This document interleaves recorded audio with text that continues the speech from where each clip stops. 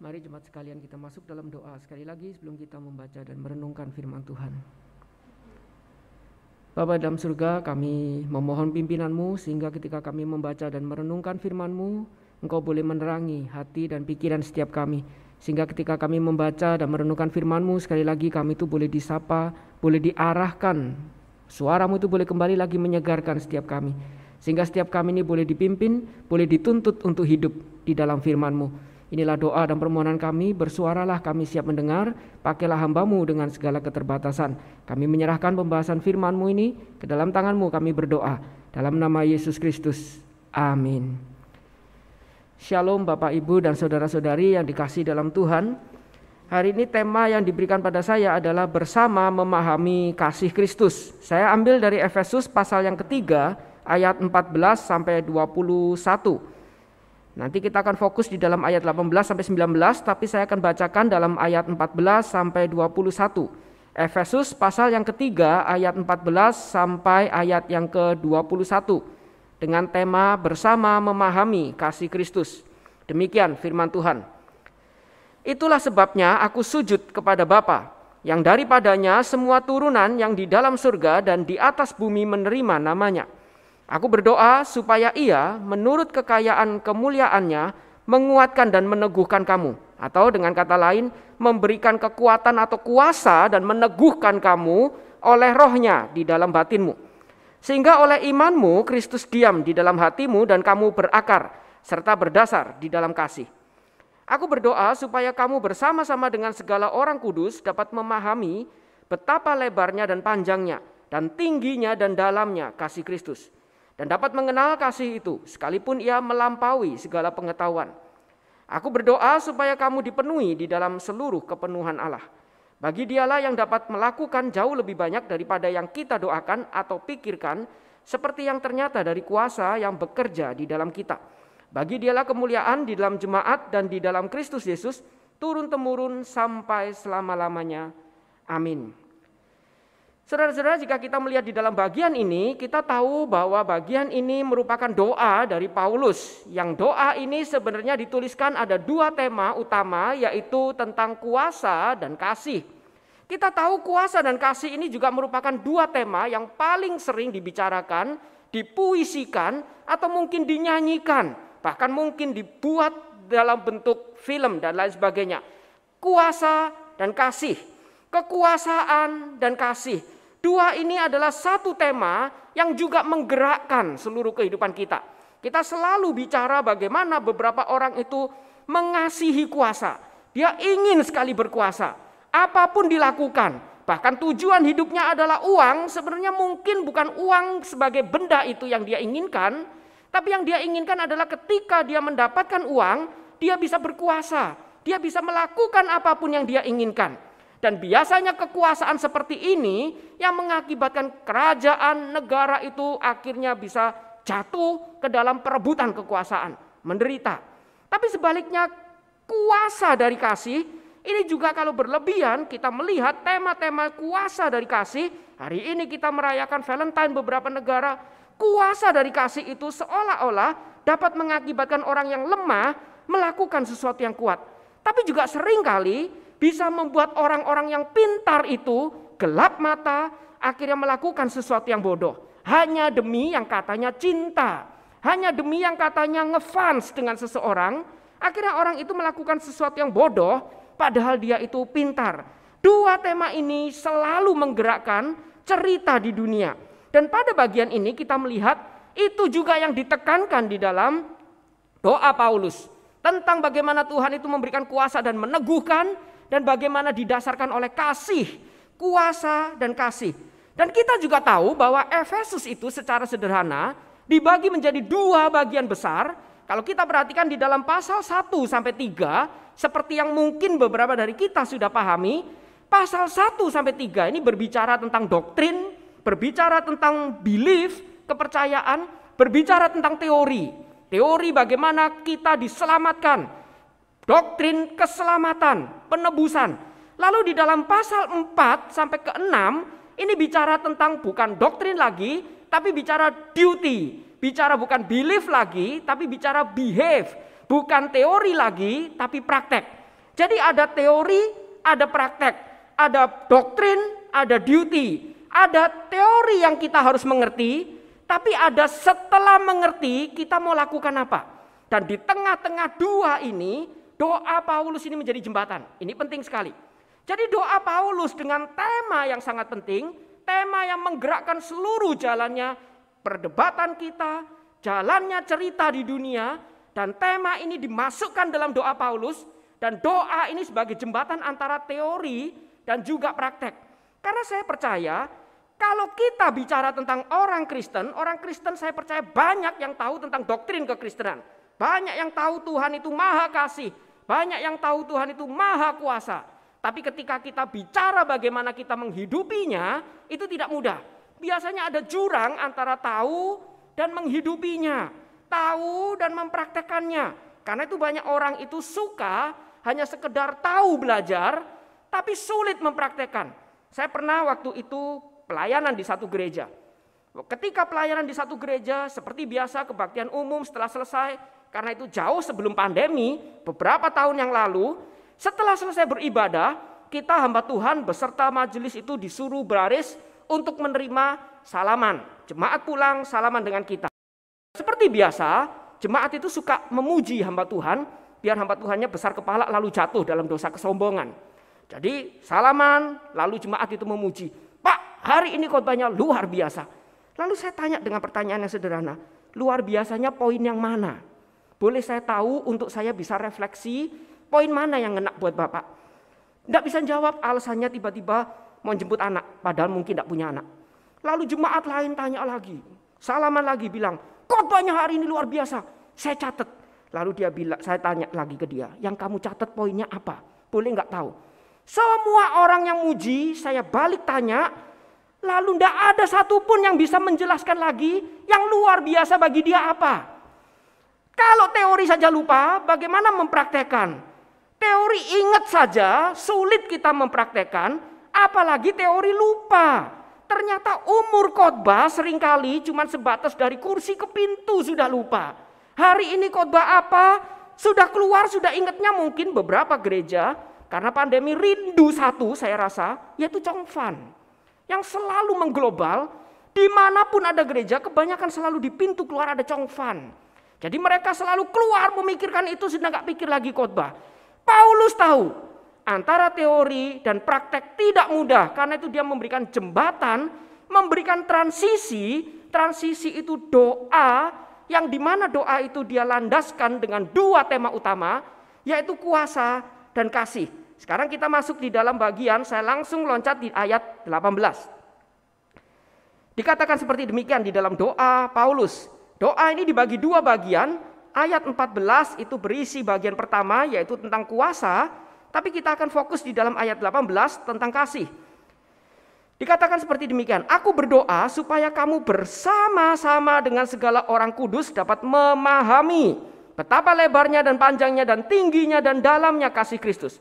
Paulus memberikan jembatan, memberikan transisi, yaitu doa dia, dan di dalam doa dia menekankan satu hal, bersama-sama dengan segala orang kudus, kamu itu dapat memahami. Atau di dalam bahasa aslinya mungkin sebenarnya ada satu kata yang di Indonesia tidak terlihat, mungkin bisa diterjemahkan harafiah. Aku berdoa supaya kamu bersama-sama dengan segala orang kudus dapat memiliki kekuatan untuk memahami betapa lebarnya dan panjangnya dan tingginya dan dalamnya kasih Kristus. Kata memiliki kekuatan itu kata yang khas, yang Paulus pakai di dalam bagian ini yang tidak dipakai bahkan di seluruh perjanjian baru meskipun nuansanya ada. Jadi Paulus berdoa menggunakan satu kata yang khas, yang tidak umum untuk memberikan penekanan. Aku berdoa agar semua kamu bersama-sama dengan semua orang kudus itu punya kekuatan. Kekuatan untuk apa? Untuk bisa memahami betapa dalamnya, lebarnya, panjangnya, tingginya kasih Kristus. Itu yang didoakan Paulus. Dan kata memahami, ini secara harfiah itu kata yang artinya itu menggenggam atau merebut atau mengambil. Kata ini biasanya secara harfiah dipakai itu ketika bangsa Israel itu menduduki atau merebut wilayah, ketika mereka itu kemudian berperang. Mereka itu menaklukkan wilayah itu, mereka pergi lalu mereka merebutnya. Itu kata memahami. Kata memahami itu berarti intinya kita itu diminta untuk merebut atau mengambil sebuah pemikiran atau konsep untuk kita tuh miliki.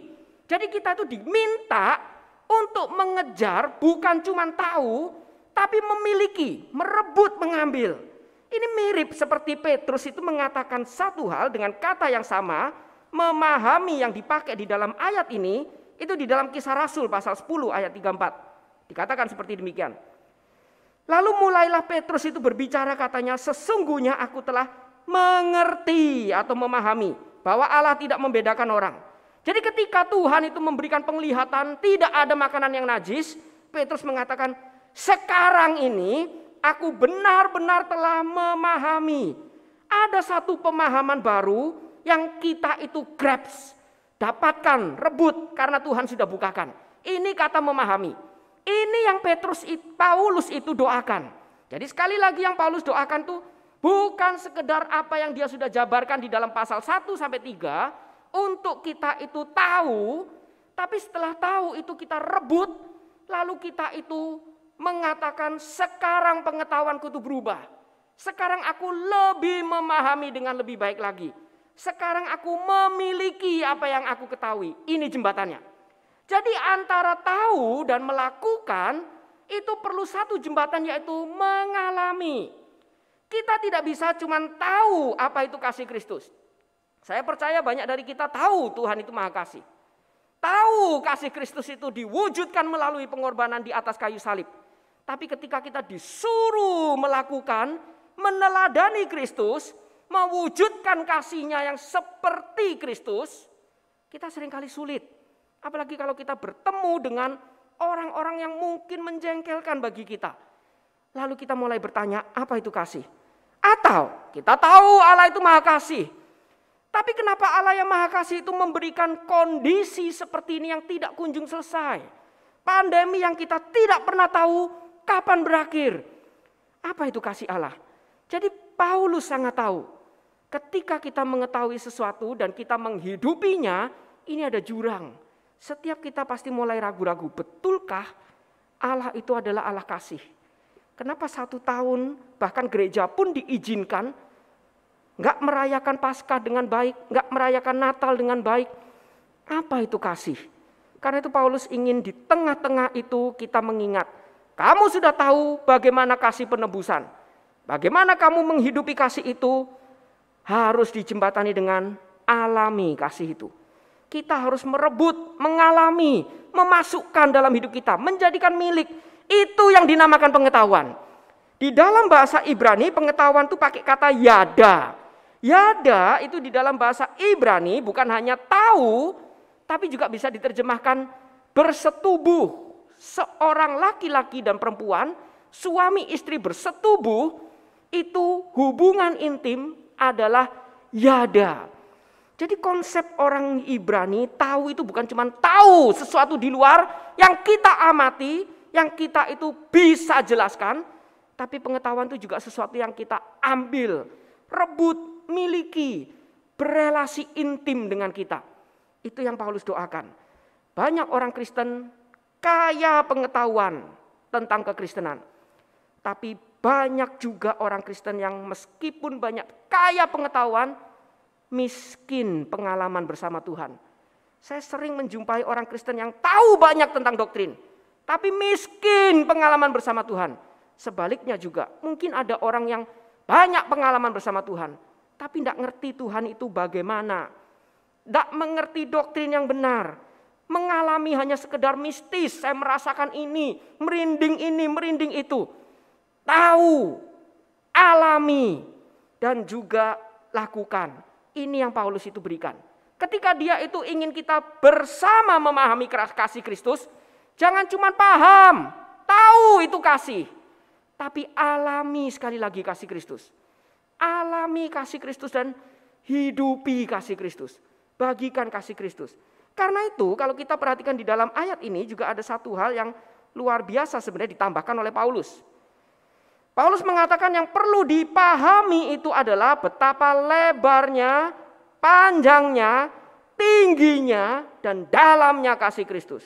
Kalau kita lihat di dalam Alkitab berkali-kali memang dituliskan, biasanya penggambaran seperti ini itu dipakai untuk menggambarkan benda 3 dimensi, dan biasanya cuma 3 hal yang diberikan. Lebar, panjang, tinggi. Itu dikali menjadi volume 3 dimensi. Jadi kalau kita perhatikan di dalam beberapa ayat, misal saya bacakan di dalam Keluaran 37, ayat 1. Besaleel membuat tabut itu dari kayu penaga, 2,5 hasta panjangnya, 1,5 hasta lebarnya, dan 1,5 hasta tingginya.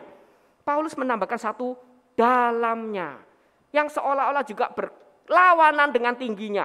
Tingginya sekarang dia tambahin dalamnya. Ini ada beberapa penafsiran. Tapi ada satu penafsiran yang menarik, yaitu dari bapak-bapak gereja zaman dulu sering menafsirkan, Paulus sengaja menambahkan, biasanya cuma sekedar panjang, lebar, tinggi, tapi sekarang dia menambahkan dalamnya. Paulus ingin menggambarkan kasih itu dalam wujud salib Kristus. Jadi di dalam bagian ini, memahami kasih Kristus bukan cuma tahu Allah Maha Kasih, tapi harus memahami dan mengalami kasih itu diwujudkan melalui pengorbanan Kristus di salib. Betapa panjang dan lebar, tinggi dan dalam kasihnya. Salib itulah wujud kasih Kristus yang kamu harus grabs, ambil, rebut, alami. Dan disitulah kamu baru bisa memahami dan menghidupi kasih Kristus. Ini bagian pertama yang Paulus itu ingatkan. Lalu mulai berikutnya, di dalam 19a ini kemudian berubah beda. Dan dapat mengenal kasih itu sekalipun ia melampaui segala pengetahuan. Jadi ayat sebelumnya mengatakan kita harus menggrabs, tapi di ayat berikutnya dikatakan kasih yang kita grabs itu kita harus ingat dia melampaui segala pengetahuan. Jadi di sini Paulus ingin mengingatkan setiap kita. Kita menggrabs bukan berarti kita menguasai sehingga kita mengerti, memahami, saya bisa menjabarkan semuanya. Tapi menggrabs itu dengan kesadaran yang kita grabs itu melampaui akal budi kita. Melampaui rasio kita, tapi bukan irasional. Beyond our rasio, melampaui rasio bukan berarti tidak rasional. Tapi kasih yang tidak pernah bisa kita pahami dengan sempurna. Kasih yang memang tidak pernah kita bisa mengerti dengan sempurna. Karena itu alami kasih itu. Sejauh yang kita ngerti, alami. Alami kasih itu dan hidupi. Dan disitulah Paulus berdoa. Aku berdoa supaya kamu dipenuhi di dalam seluruh kepenuhan Allah. Aku berdoa supaya kita semua dipenuhi oleh kepenuhan Allah yang adalah kasih dan kuasa tersebut. 2 tema ini Paulus berikan untuk mengingatkan kita.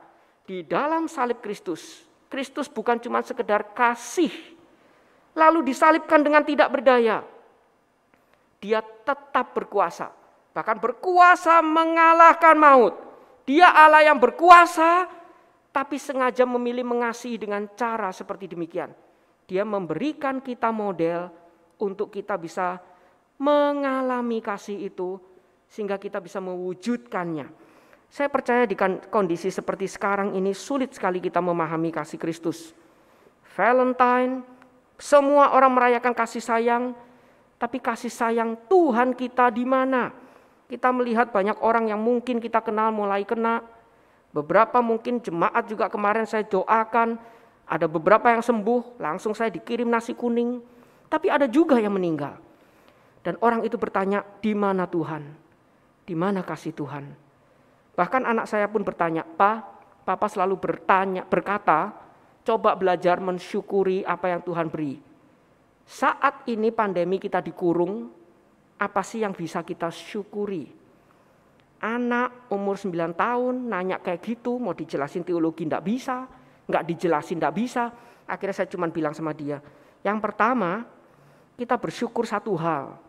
Kita bersyukur cara penyebarannya COVID itu tidak seperti flu biasa. Yang lewat airborne sudah bisa nyebar. Kita bersyukur penyebarannya cuma droplet itu aja sudah nyebar sampai pandemi. Bayangkan kalau penyebarannya lebih parah dari droplet. Lebih banyak bukan cuma droplet, bukan cuma airborne di ruangan tertutup dalam jangka waktu tertentu, tapi di udara terbuka pun itu bisa nyebar. Bayangkan kamu di rumah tutup terus, pakai AC terus, kamu bersyukur Tuhan masih kasih cuman droplet, itu aja sudah menakutkan. Itu yang pertama. Yang kedua, kita bersyukur gereja semua akhirnya memikirkan bagaimana kita harus melangkah maju, memperhatikan jemaat, dan akhirnya banyak gereja yang punya ide, bukan? Saya bilang sama dia, termasuk papamu.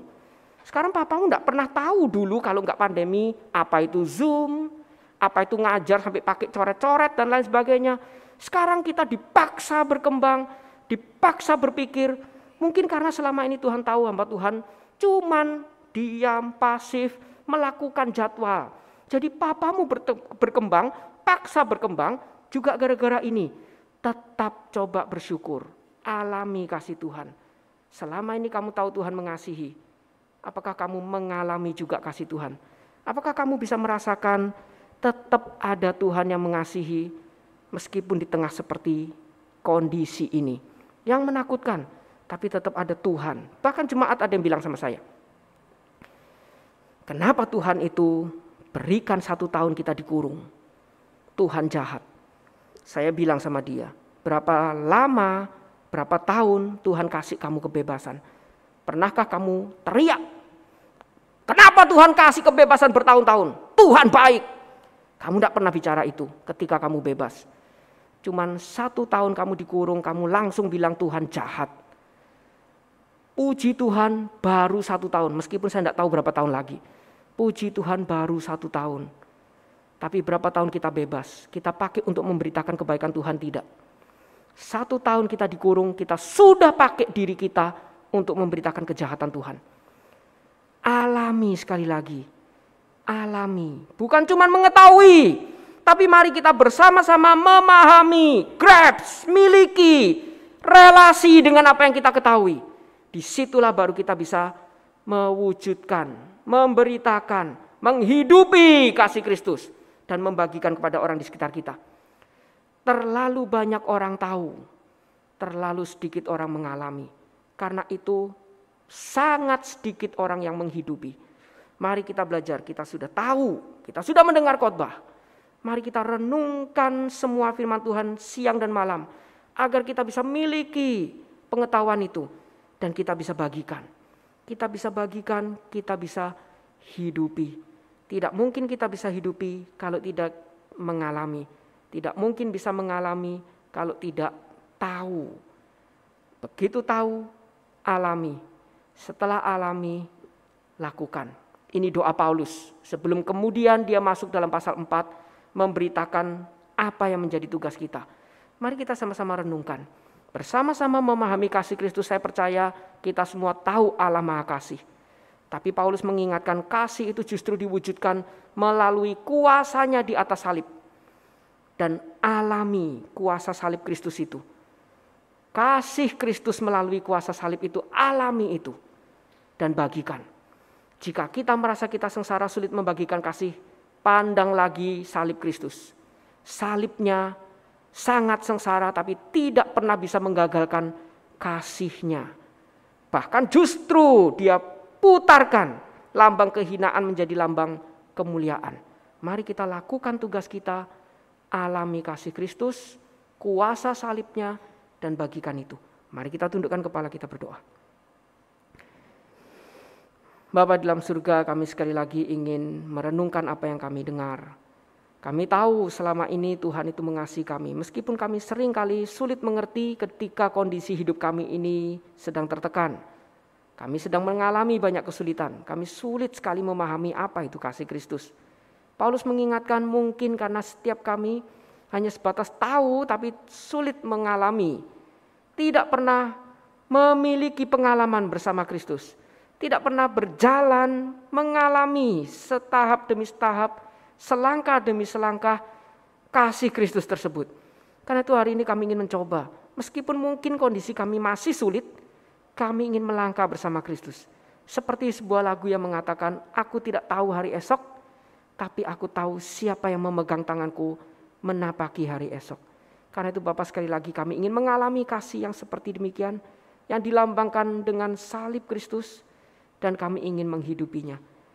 Bantu setiap kami, mampukan setiap kami. Seperti doa Paulus, berikan kami kuasa untuk bisa menghidupinya, dan kuasa itu didasarkan berakar dari kasih Kristus yang diwujudkan melalui salibnya. Di dalam nama Yesus Kristus kami berdoa. Amin.